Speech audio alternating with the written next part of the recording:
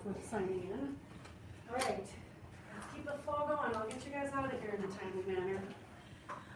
For some of you that I haven't met quite yet, I'm Donna Hetland. I work for a company called OECS, and we are your safety partner. Just about anything that we can do to help you with safety, that's what we're here for. I have brought you, the training for today is Minnesota Awair. How many of you have sat through Minnesota Awair training before? You kind of remember what this is. So it's a little bit of a different training than what you normally get throughout the year. Usually we talk about lockout, tagout, back injury prevention, hearing conservation.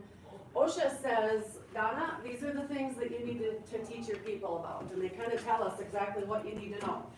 This topic is much different. There's nothing solid that OSHA or Minnesota OSHA says, here you go, this is what you got to tell these people. This topic is a lot about you personally, what's in your head, what's in your heart, what kind of a person you are, and what you're doing when somebody's not watching. Sometimes that's tough. What kind of choices you bring, what your behaviors are, and kind of what's shaped you in your past that brings you to make the certain kinds of safety decisions that you're making on a day-to-day basis. So Minnesota Awair, one of the first things you recognize is, if any of you loved spelling back in the day, is that how we spell aware? No. One of the first things people think about is, Donna, did you misspell that? You guys know that you work for the great state of Minnesota. How many of you have ever worked somewhere else in a different state? Okay, this is called something else in every other state. Only Minnesota calls it Awair. In other states, you hear it referred to as risk management. That's all it is.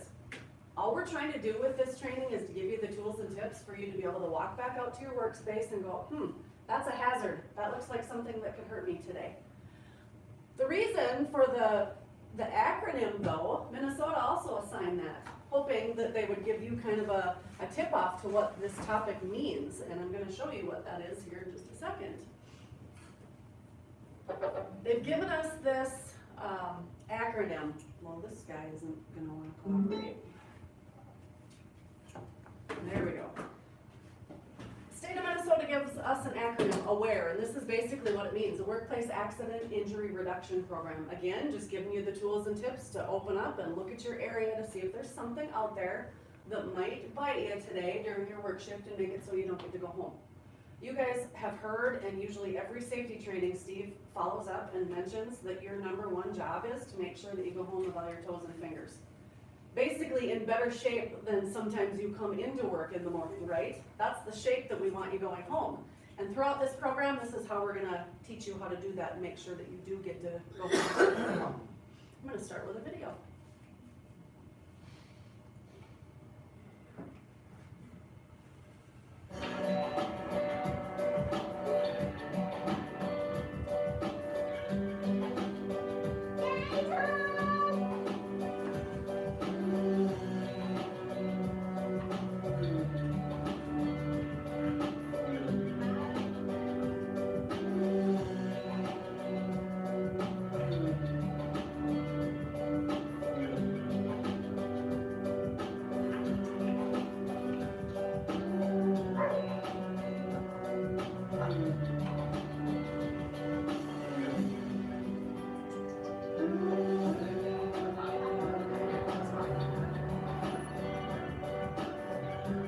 The most important reason for making your workplace safe is not at work at all. Interesting. The most important reason for making your workplace safe is not at work at all. Have you ever thought about that? Doesn't it feel, why are we doing this? Why do we do safety training on a monthly basis or more? Sometimes you're doing safety training on your own here without me. It's to make sure that you can recognize what a hazard is, what it looks like, so that you can abate it, change it, so that you get to go home feeling well. So I always start and ask this question. Look around the room. Are any of you all sitting in here related to each other today? I know that there's a lot of family that works here. I get that. But is there anybody, or the most important people in your life sitting in here today? It's my little brother. Aw, really? Your big brother. That's cute. The reason that I ask that is I know that you all get along. I know that you're great coworkers, but most of the time when I do this training, I ask you that question because the most important people in your lives are not at your workplace, unless you're related. And quite often, most of my people do have brothers or sisters or nephews or somebody that they work with. So think about that. Where are the most important people in your life? At home, maybe not at home. We've talked about this before. I've introduced you to my kids. They don't live with me anymore, but you can sure bet that they're waiting to make sure that I'm being held accountable at work so that I can keep coming home to them, or waiting for conversations from them, or I'm waiting to receive the call because I'm gonna be a grandma here in any day. So you see the importance. The recurring message is to make sure that you work safe so that you get to go home with your toes and fingers and your eyesight.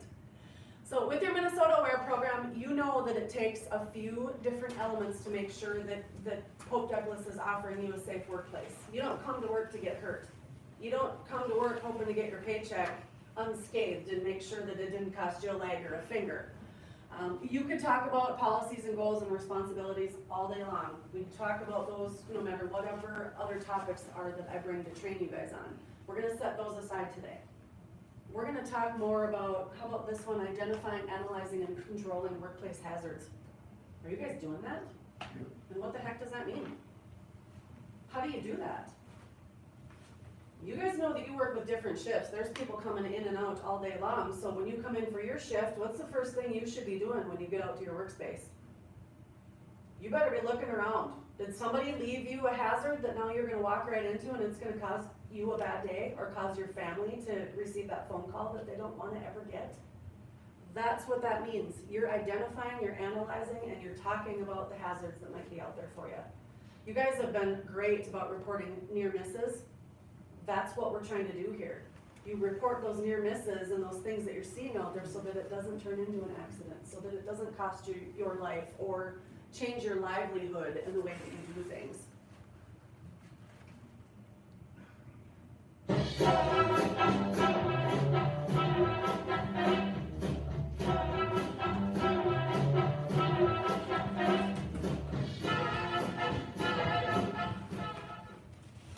Is workplace safety training a big pain in the neck for you? Is it a big waste of your time?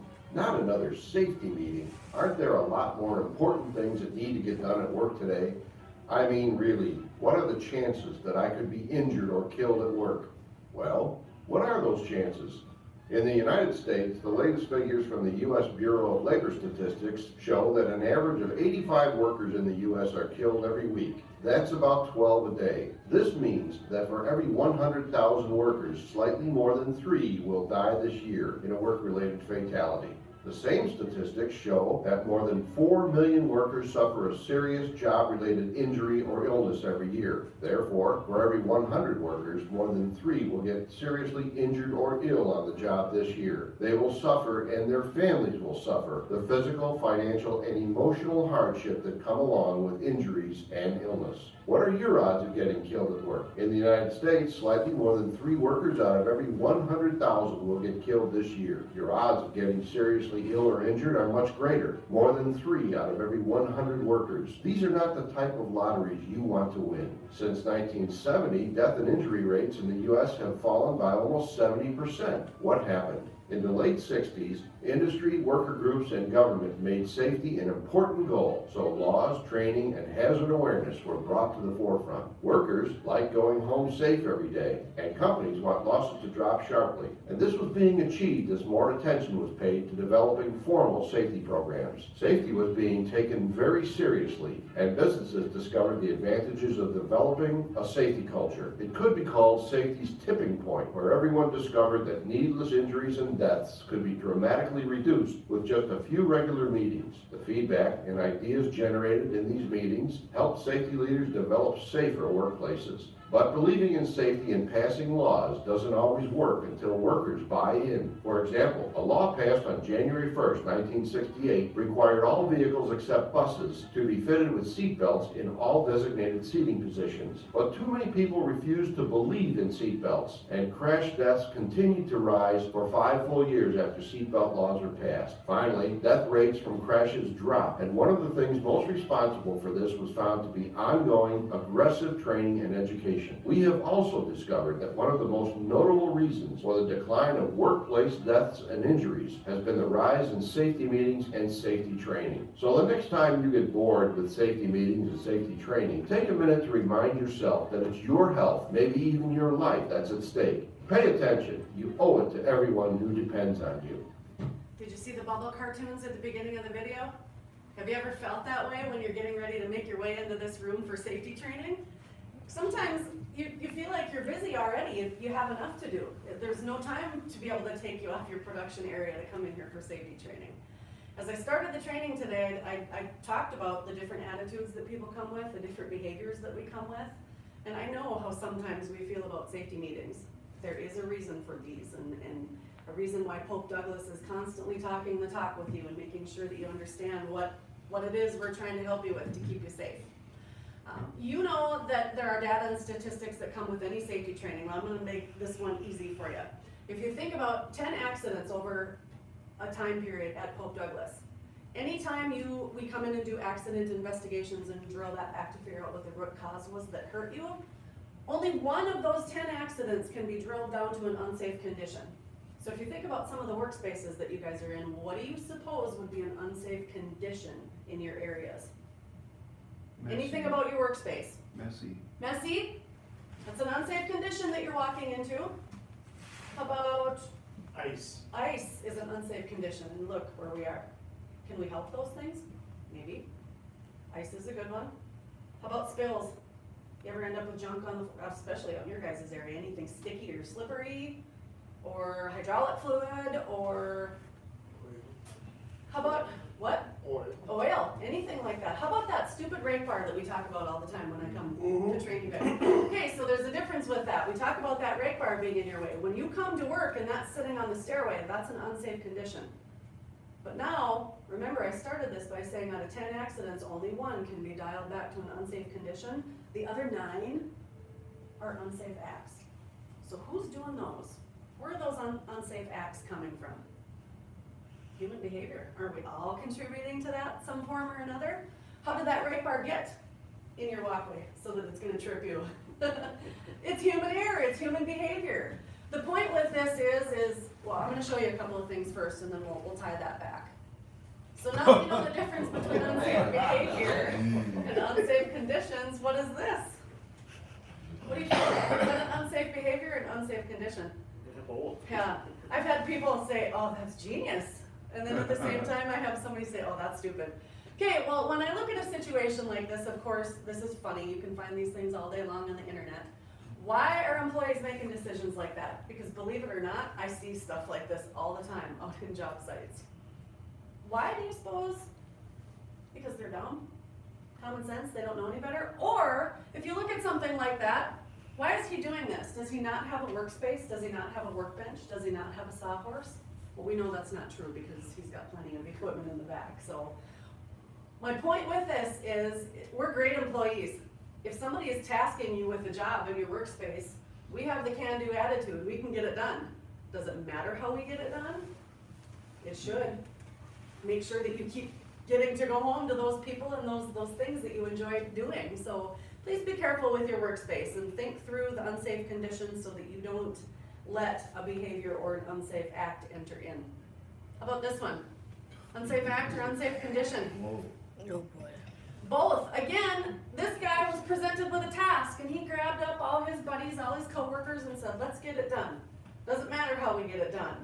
Remember that unsafe acts are all about our behavior, our human behavior, and it doesn't matter how you get to that behavior. Is it maybe that you've done this thing 10 times and you've never gotten hurt, so you've never learned a lesson until that freaking 11th time and it bites you, and now you're like, oh, that's why I shouldn't be doing it. The unsafe conditions are a result of our human error. You can kind of see how these two are related and how they kind of roll into each other. One more for you. Unsafe condition or unsafe act? Watch for just a bit.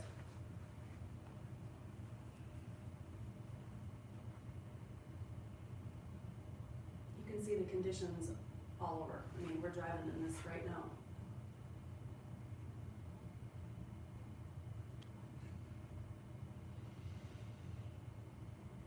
Yeah, if anybody's family's ever seen this, that vehicle does not fare very well. There's not one part of it that's recognizable after that semi hits it. Unsafe condition or unsafe act? Both. Again, both. We have this all the time. We drive through unsafe conditions all the time. You gotta get from point A to point B, but what did you see about both? What are the unsafe acts possibly? Well, the speed for one thing. Yeah, slow down. Do you have to pass the semi truck? No. Are you in a hurry? Are you speeding? And now you're entering into difficult behaviors. It depends on what your experience is.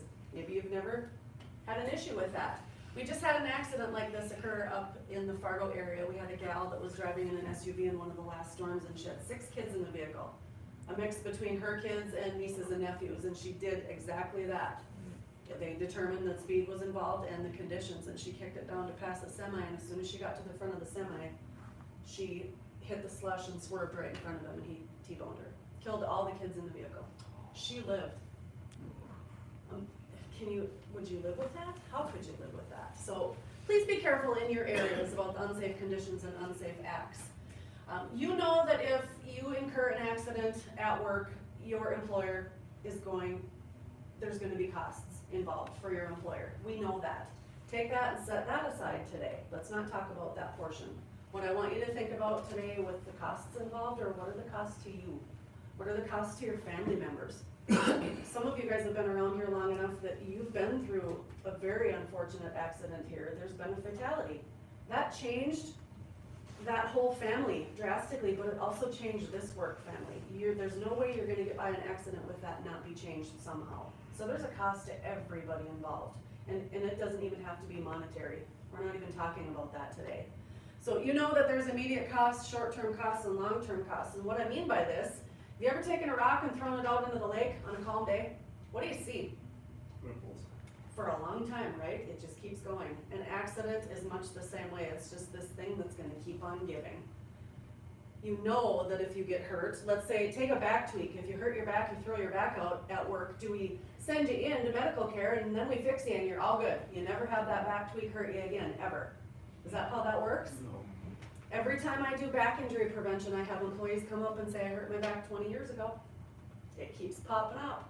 That's how accidents work. They will keep coming back. Again, think about the costs that your family members or your loved ones, or what about your livelihood in life? What kind of costs are you gonna incur based on what your decisions have been all about at work? So keep that into consideration. It's not always all about the expenses and the paycheck loss. You know that with this whole safety training, with anything that we talk about with safety at Pope Douglas, it takes your involvement. A huge piece of it is attending training. The other pieces that we're asking you for is report hazards. If you see something, say something. Because more than likely, if it looks wrong to you, more than likely it is wrong, and it's probably gonna hurt somebody someday. So make sure you're talking and reporting those things. And just keeping your eyes open for the hazards that are out in your areas. You also know that there is a huge commitment on management's part. What happens when you guys are all sitting in here and you're not in your workspace right now? You're missed when you're off the floor. So this is a huge commitment for you to be sitting in here, and I'm thankful for the time that I have with you to talk about safety. Very briefly, I want to talk about your attitude, whether it's a positive attitude or a negative attitude, and how that plays into your safety attitude.